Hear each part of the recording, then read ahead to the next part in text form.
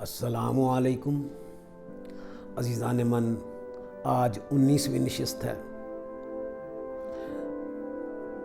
جی چوہدری صاحب، آپ اپنا بیان جو آپ فرما رہے تھے وہ جاری رکھیں۔ سر، ہمارے گاؤں کے قبرستان میں ایک بزرگ کا میلہ لگتا ہے۔ اس میلے پہ بڑی رونق ہوتی ہے، بڑی چہل پہل ہوتی ہے۔ رونق کا یہ عالم ہے کہ بندہ ہر جو پریشان حال ہے وہ اپنی پریشانی کو بھول جاتا ہے، اس کی پریشانی خوشی میں بدل جاتی ہے۔ اور میں نے یہ کام کیا کہ وہاں میں 6ٹھی کلاس میں پڑھتا تھا، تو 6ٹھی کلاس میں پڑھتا، میں ان دنوں اسکول نہیں جاتا تھا۔ جب جتنے دن میلہ رہتا میں اسکول نہیں جاتا تھا۔ میں وہاں جلیبیوں والے کے پاس ملازمت اختیار کر لیتا۔ وہ میرا کام ہوتا تھا جلیبیاں تولنا اور پیسے وصول کرنا۔ تو اب آپ یوں کہیں کہ میں بھی میلے کی رونق کا حصہ بن جاتا، خوب لطف اندوز ہوتا میلے سے۔ میلے کے آخری دن وہ مجھے پیسے دے دیتا، وہ سارے پیسے میں اپنی والدہ کو لا کے دے دیتا۔ جب میلہ ختم ہو جاتا تو 2-3 دن اداسی سی رہتی، پھر کھیل میں لگ جاتے۔ اتوار والے دن تو تقریباً سارا دن ہی کھیلتے، اور تو کام تھا نہیں۔ پڑھائی میں پورا سا تھا، پڑھائی میں دلچسپی بھی کم تھی۔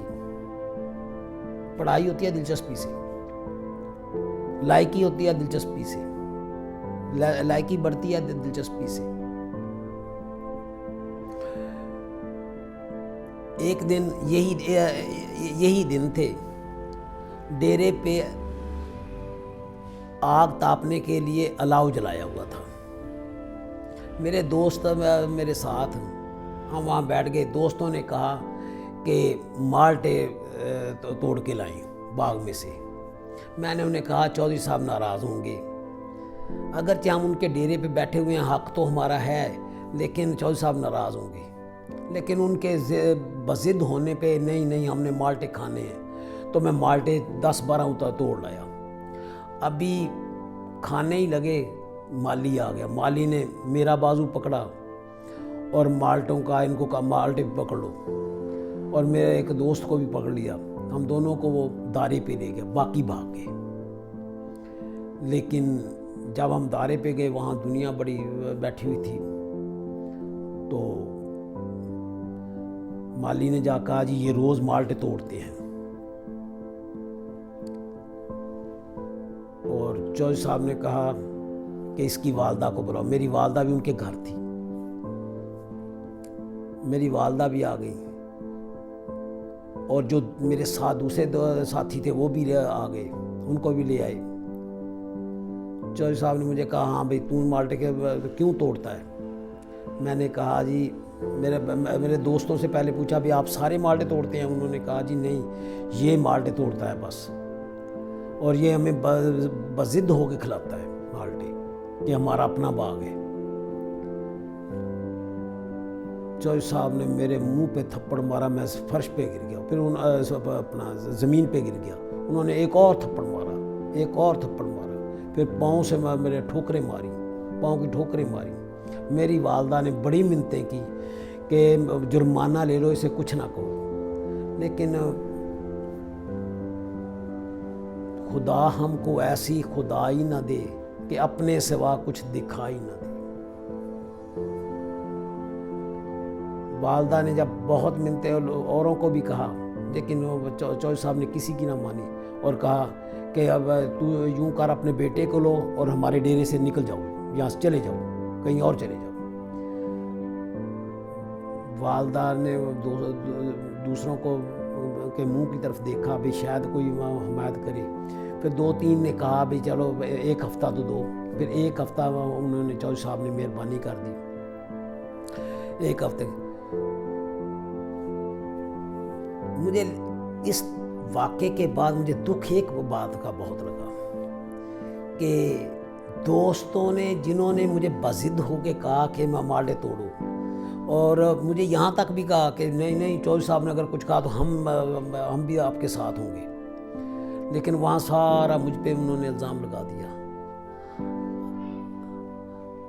یہ عزیزان من، چودھری صاحب نے جب یہ بات کہی تو میرے ذہن میں آیا، میں نے کہا دیکھو ہاں جی، دوست ایسے ہوتے ہیں، آنکھیں بدل لیتے ہیں۔ دل ٹوٹ گیا ہے دنیا سے، ہیں یار بھی سارے مطلب کے۔ دل ٹوٹ گیا ہے دنیا سے، ہیں یار بھی سارے مطلب کے۔ جب وقت پڑے تو ساتھ نہ دیں، جب وقت پڑے تو ساتھ نہ دیں، پھر ایسوں سے یارانہ کیا۔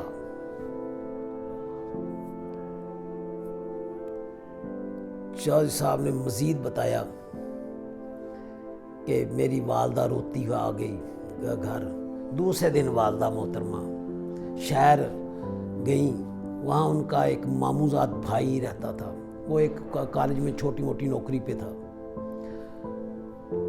اس سے بات کی تو اس نے کہا بہن کل میں سامان لینے آپ کے ساتھ آؤں گا، سامان یہاں لے کے یہ ساتھ والا جو کمرہ ہے کرائے پہ لے لیں گے، ہاں جی۔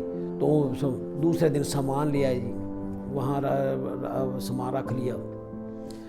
چھوٹا سا کمرہ تھا اور ساتھ چھوٹا سا ہی صحن تھا، کم زیادہ سے زیادہ دو چار پائیوں کا یا 3-4 پائیوں کے لیے، اور کمرے میں بھی کم سے 3-4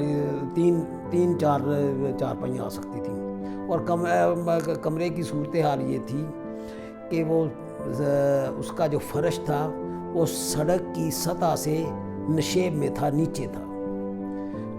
جب پانی جب گٹروں پہ وہ دباؤ آتا یعنی طغیانی آتی ہے جی، تو وہ ہمارے مکان کا رخ کرتے، پانی ہمارے مکان کا رخ کرتی،